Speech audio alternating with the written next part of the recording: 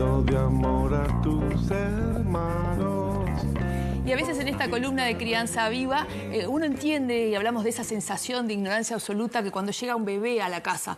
Pero lo cierto es que cuando la adolescencia te explota en la cara también uno tiene la sensación de que volvió a nacer como papá. Y Juan Pablo Civil ya ha hecho mucho para estos padres, estas madres, con un libro precioso que se llama Adolescienten y que fue como esa puerta del Titanic, Juan Pablo, es lo que uno se agarra cuando llega a esa etapa de la vida, que es hermosa, pero que tiene sus pormenores. Bienvenido, ¿cómo estás? Muchas gracias a todos por la invitación. Y bueno, feliz de poder compartir este rato con ustedes para charlar un poquito sobre los adolescentes. Y sobre esos adolescentes, como decís vos, porque ya desde el título en ese libro hablás de una sensación distinta y una etapa que tiene sus particularidades que debemos de entender para poder transitar con éxito para su crianza. Sí, es una etapa que entiendo que es súper difícil para los adultos que la acompañan, sea nuestro hijo, un estudiante o algún cuidador adulto que esté a cargo de un adolescente. Y es una etapa súper complicada en sí porque, como vos dijiste recién, ¿no?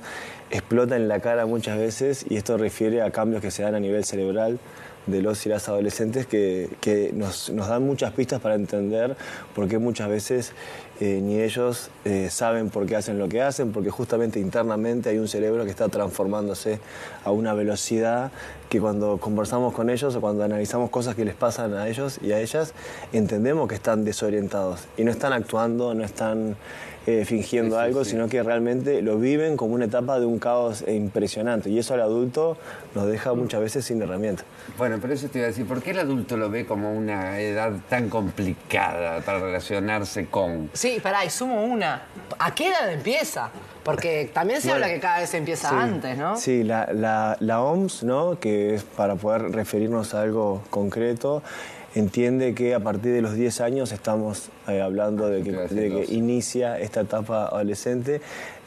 Hay ahí algunos criterios que nos cuesta encontrar cierto acuerdo para entender cuándo termina, ¿no? Si bien definimos que es una etapa, o sea, esto habla de que comienza y que termina, para muchas familias esto tranquiliza saber que termina, sí. Pero bueno, cuando conocemos más sobre este cerebro adolescente, entendemos de que no termina a los 18 años, como siempre decíamos, que era esta entrada al mundo adulto, porque hay cerebros que van creciendo y van madurando a un ritmo distinto. Algunas zonas del cerebro, por ejemplo, no terminan de madurar casi hasta los 22 o 23 años.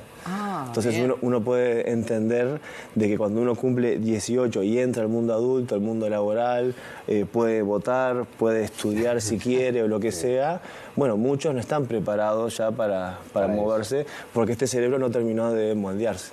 Pero arrancan a los 10 años, eso seguro, y bueno, suele ir hasta esa etapa, hasta esa edad. Que ya la palabra adolecer, algo que falta. ¿Qué falta ahí? ¿O la palabra es discriminatoria de estos? A mí me gusta, a veces algunos padres, madres o familias que tengo el privilegio de compartir cosas y de preguntar también mucho sobre, bueno, cómo lo viven, qué les pasa, etcétera, me traen esto de que a veces como que se sienten identificados con algunas de las cosas que comparto con el libro porque dicen que traigo una mirada un poco más positiva. Yo no me gustaría ponerme en ese lugar porque tampoco vengo a romantizar la adolescencia porque no es la idea, pero sí entender de que muchas veces si solo vemos como el adolecer, el sufrimiento, el dolor, nos perdemos de ver también algo que también está metido en la propia palabra del adolecer, que tiene que ver con hacerse adulto, con este adulto en construcción, con todos los que estamos acá, en este lado de la cámara y el otro lado, que somos adultos, fuimos adolescentes también, y hay que recordar que para estar en este lugar de ser adultos tenemos que pasar por la adolescencia. Por eso si no vemos a la adolescencia como una etapa que es fundacional, que de verdad hay que intervenir, hay que aprovechar. Si no estamos ahí, no vamos a poder hacer que florezcan cosas que más adelante necesitamos. Nos vamos a encontrar con adultos que después van a tener muchas limitaciones. Y a mí no me explotó en la cara todavía esto, me quedan unos añitos, pero ¿cómo se acompaña?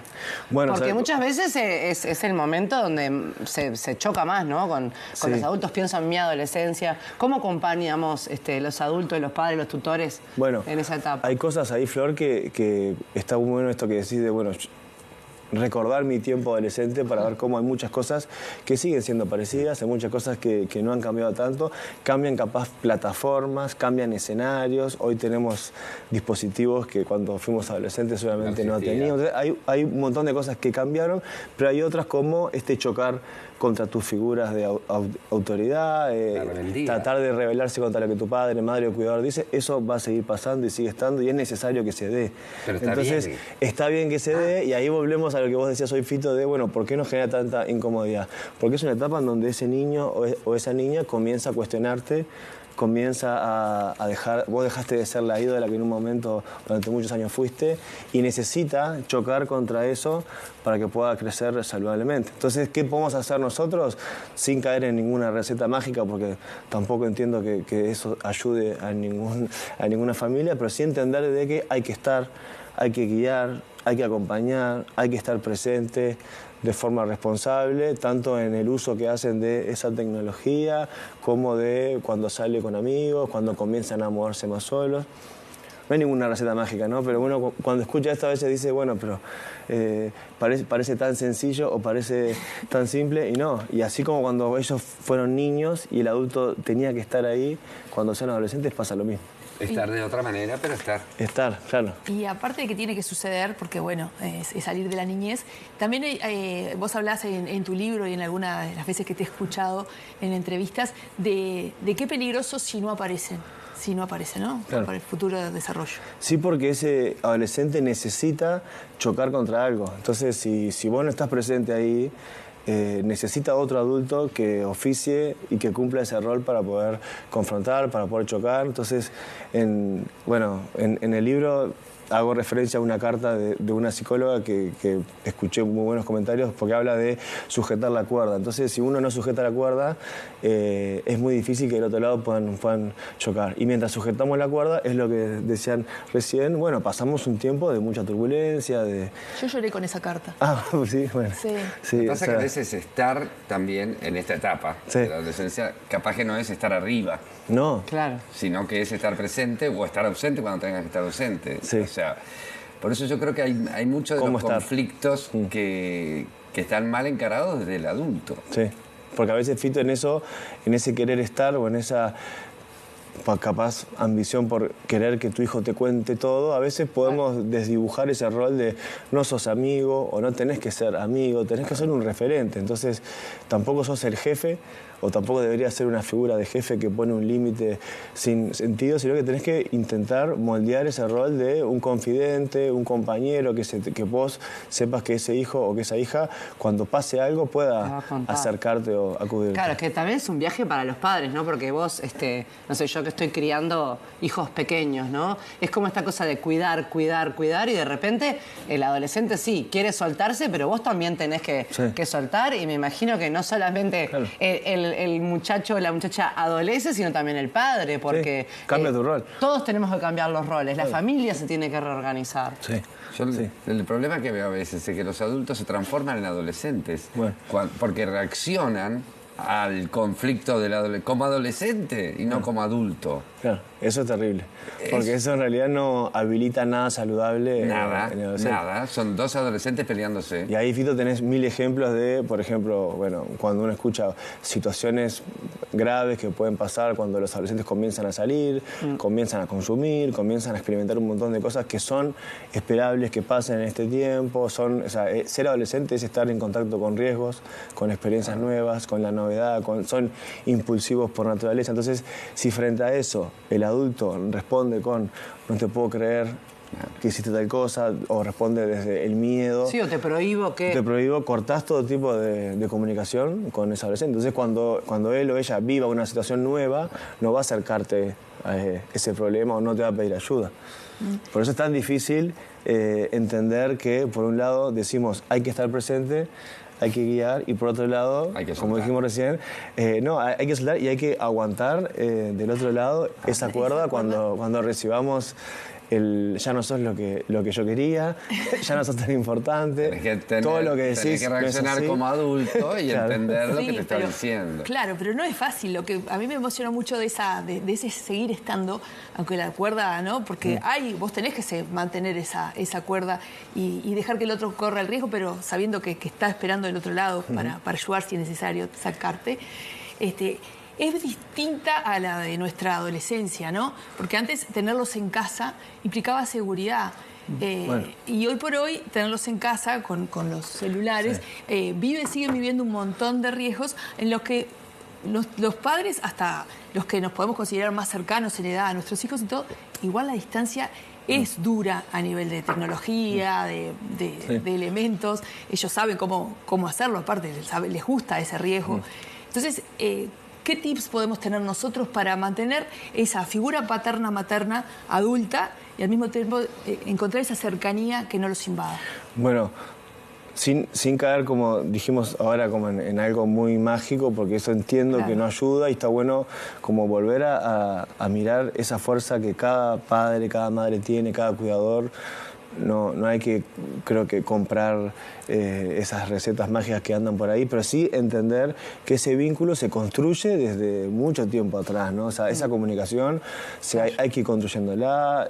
No es que el adolescente llegó a ser adolescente y de golpe tengo que aprender a comunicarme con él o con ella. Entonces, capaz que ahí lo que vamos a comenzar a ver son, consecuencias de años anteriores de ese vínculo que vos estableciste con él o con ella. Pero ahí...